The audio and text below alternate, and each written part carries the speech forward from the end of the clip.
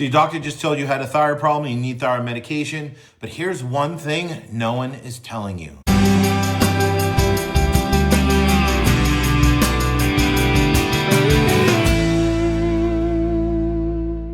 So before we jump in, as always, please like this video, please subscribe to our channel, and share our videos with anyone that you think can benefit. As always, check the links in the description.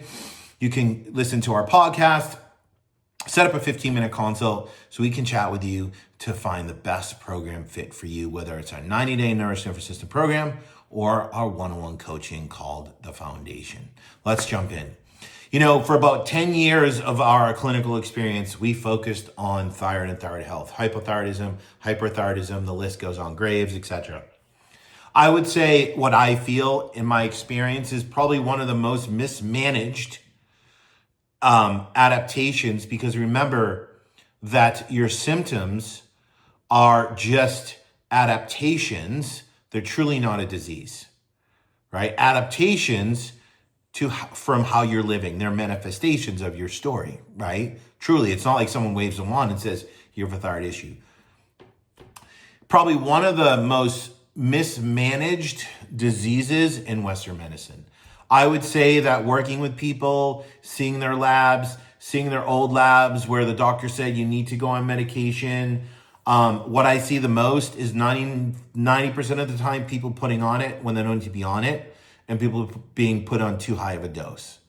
I'm not saying people don't need it, and I'm not saying to go off it or play with your dose. I'm just saying this is what we see.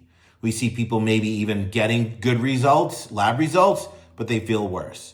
Or they go on the medication and it plummets their TSH instead of being too high. It's a little bit of a dance. But here's the reason I feel like it's highly mismanaged. Because you live a certain way. You have certain habits. You have a certain environment that literally dictate what your biology does that creates this thyroid problem, not on purpose. You go to your doctor and they say, take levothyroxine, take this medication, so forth. And you take it. But the problem is your body's in a state of chaos and you're throwing this medication in a very dysregulated system.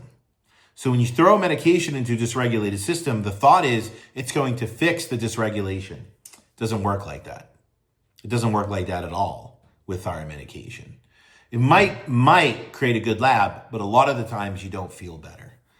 Or it might create a worse lab, which we see a lot. And here's why. There's a lot of things that go into supporting someone's, let's call it thyroid or thyroid hormone, whatever you want to call it. And there's a lot. I think one thing that people teach is it's just nutrition, and it's not. There's no such thing as a thyroid diet.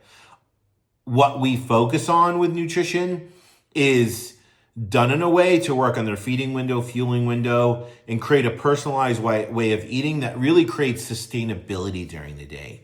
And we use body temperature and pulse to really not guide us, but to kind of get information and context, as well as people's awareness. Are we moving in the right direction, right? Are we getting stability versus highs and lows?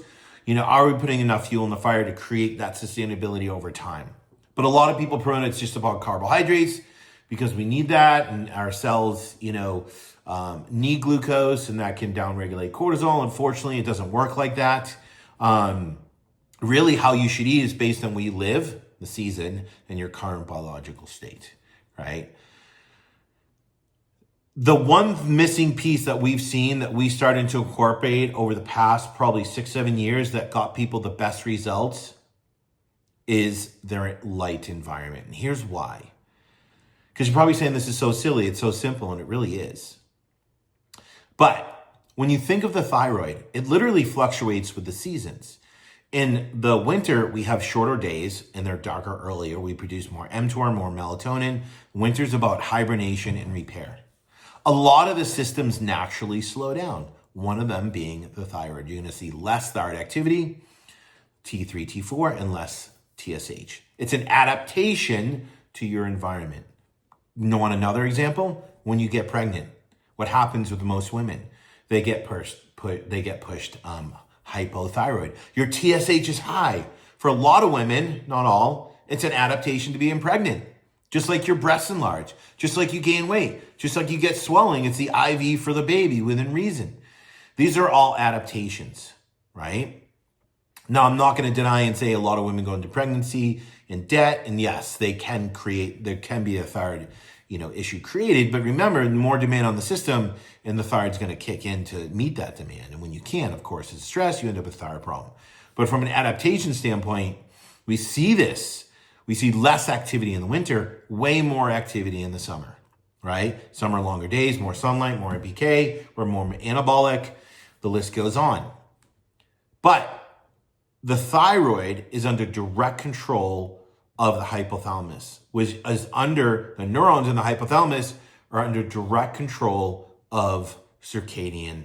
They're are influenced by the sun, right? Circadian biology or circadian rhythm, whatever you want to call it. And how does this happen? Well, I think that's the thing people aren't thinking about is they're saying thyroid, TSH, T4 to T3 conversion. That's all they're looking at. But no one's really saying what's going on with TRH. Sorry, what is causing your body to produce this TSH, right? So what happens is when we go outside, more specifically, I'm not going to say sunrise is important because that has a huge effect because you're regulating the hypothalamus right there through that red infrared light, through the melanopsin and rhopsin receptors.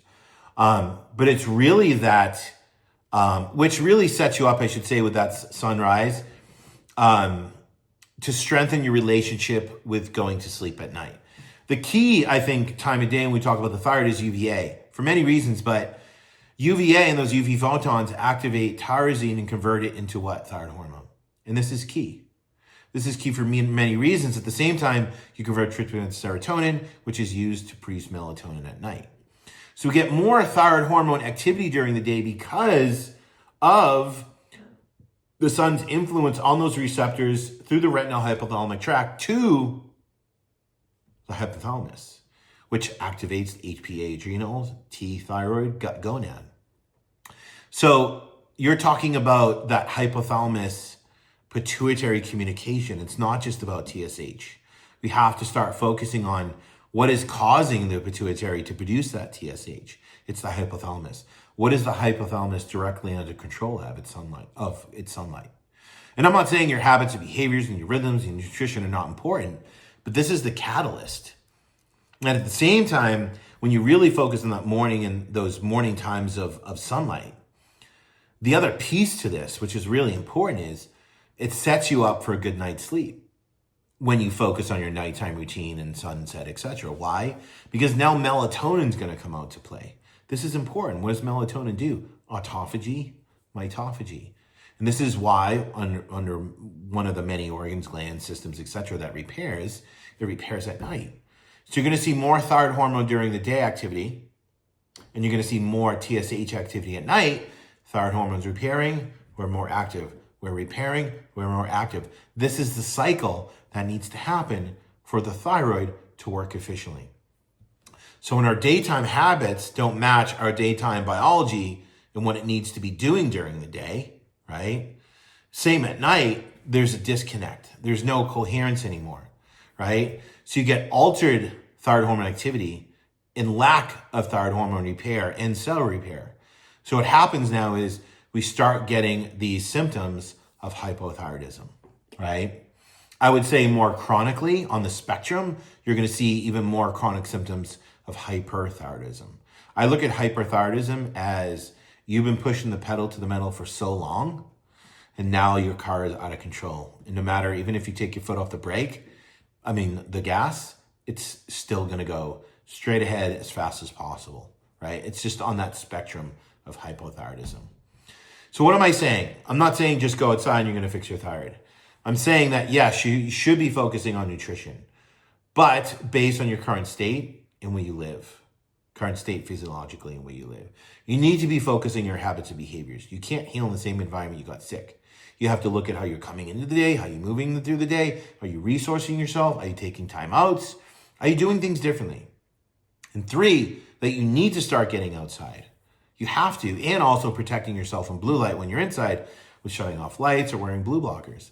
Because sunlight is the very thing and the catalyst to not only stimulate thyroid hormone production, but thyroid hormone repair.